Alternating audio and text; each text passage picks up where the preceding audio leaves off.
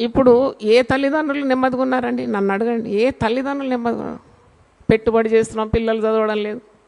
పెట్టుబడి చేసే వాడు కాలేజ్ సరిగ్గా పోవడం లేదు. ఫీజులు కట్టినాము, వాడు చదవడం లేదు. వాడు సినిమాలకు తిరుగుతున్నాడు, షికార్లకు తిరుగుతున్నాడు, మాదక ద్రవ్యాలు వాడుతున్నాడు, ఆడపిల్లలతో తిరుగుతున్నాడు. ఆడపిల్లలు ఏం బాగున్నారా? ఆడపిల్లలు ఇంకా వర్స్ట్ అయిపోయినారు.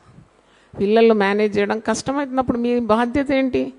మీరు ఈ నశించే యవన బిడ్డల కొరకు కన్నీళ్లతో ఏం చేయాలి? ప్రార్థన చేయాలి. అంటే ప్రార్థన ఎందుకు చేయాలి అంటే వాక్యం అలాగా అంటుంది. ఎజెకియెల్ 22:30లో నేను దేశమును పాడు చేయకుండానట్లు బద్దలైన సందుల్లో నిలిచి విజ్ఞాపన చేయవాడు ఎవడైనా ఉన్నాడా అని చూస్తే నాకు ఒకడు కనబడలేదని ఉన్నది వాక్యంలో. మనం చెప్పాలి, దేవా మేము ఉన్నాం, మేము విజ్ఞాపన చేస్తున్నాం అని.